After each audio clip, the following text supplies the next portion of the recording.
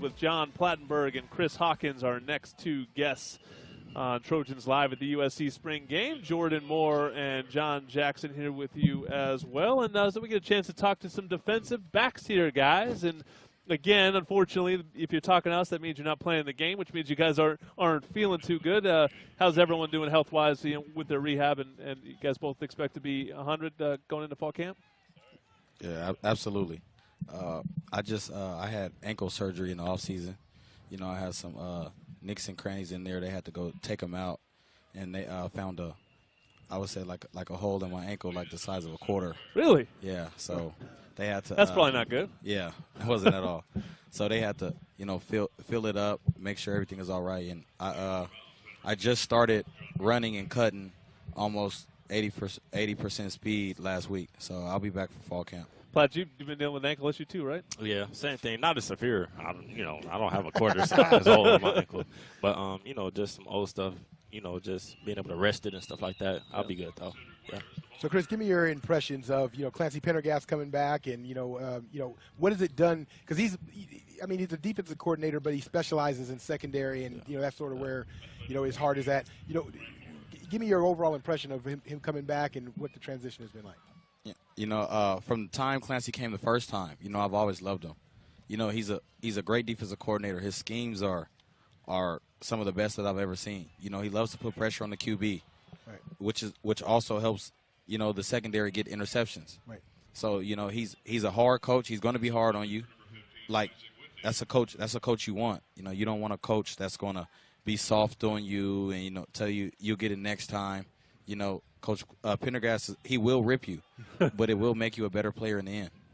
Platt, Clancy always says it's a communication-based defense. So I'll ask you to explain to me what that means. But then the other thing that comes into it is I think a lot of defenses, they talk about the middle linebacker being a quarterback, but I've heard him talk about the safety needs to be as much of a quarterback as the middle linebacker. So explain to me just how this communication works and how it flows through you guys as safeties. Well, communication is key.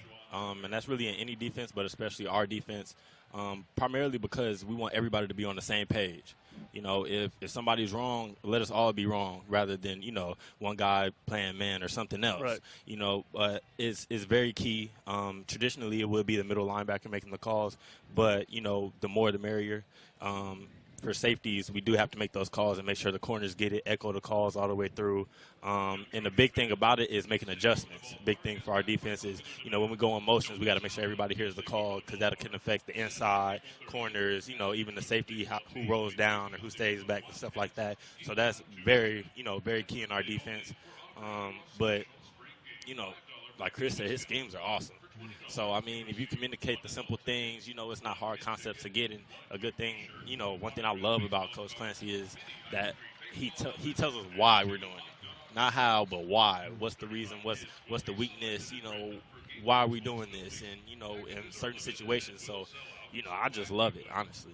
Now both of you guys, Platt, you become the old men in the group, so to speak, right? Now I know it's you're still young, but you are the old men in the meeting room. How has that changed your role this year in terms of the role you want to play? Not only for yourself, but also for the defensive secondary and also the defense as well as the team. Being an old guy, man, you just gotta experience, and that's really what you can pass on to guys, who haven't played at all. A guy like C.J. Pollard, he just came out of high school. For him, it's moving 1,000 miles per second, and he needs somebody, whether it be me, Chris, or anybody who's been here, for a certain amount of time, a long period of time, to, kind of slow things down, explain it to him, break it down for him, and just being, we just want to progress. We don't want to digress. We want to progress, and that's, just keep going on, like I said, experience. Chris, you came in as a cornerback. They switched you to safety last year. You were a hugely impactful player. You played the entire season there. But now that you get an off season, you have a year under your belt at that position. You have an off season at that position. How does that help you going forward at truly looking at life as a safety? I would say that helped me a lot. My first year it was I was out there, but I really wasn't understanding the position. I have a great football IQ. That's why I was able, to last. That's why I was the QB of the secondary last year. You know, I was able to make all the checks, all the motions and things like that. That's what, you know, kept me on the field.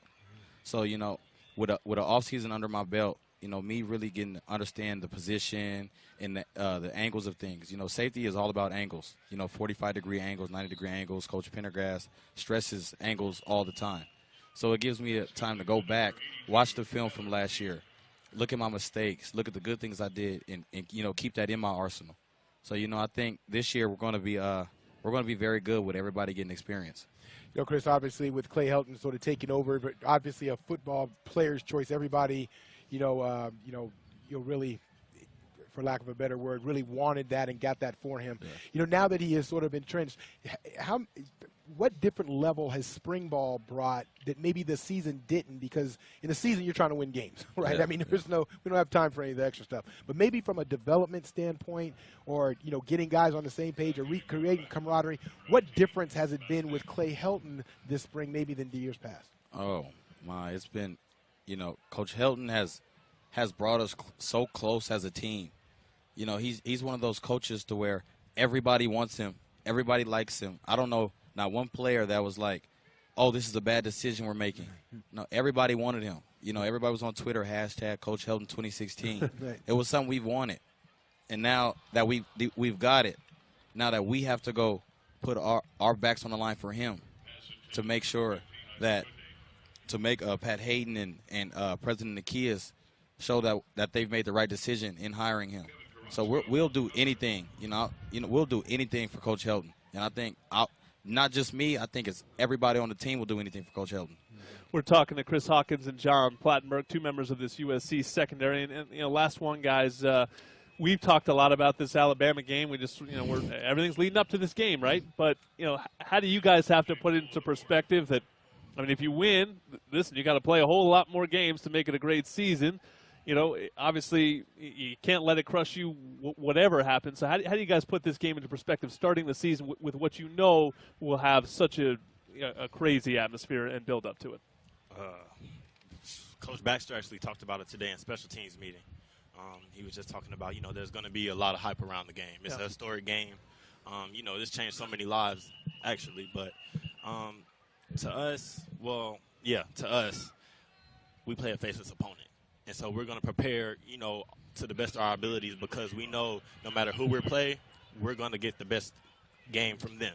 You know, that's their Super Bowl, and that's how it's explained to us. So regardless of who we play, you know, what their record is, if they won a natty last year or if they were last in their conference, we got to come to the table with the best of our abilities, 1s, 2s, and 3s. And so, you know, one thing we had last year, we don't sub, we platoon. And everybody has to be ready. And, you know, when it comes to that day, we're going to see. But we're going to prepare, you know, our butts off. And no matter what the outcome is, you know, we're going to make sure that we leave no doubt on the field that we did our best. Can't wait to see it. Chris Hawkins, John Plattenburg, two guys that should be healthy and suit up in that big game coming up September 3rd, just to start off a whole season of big games here.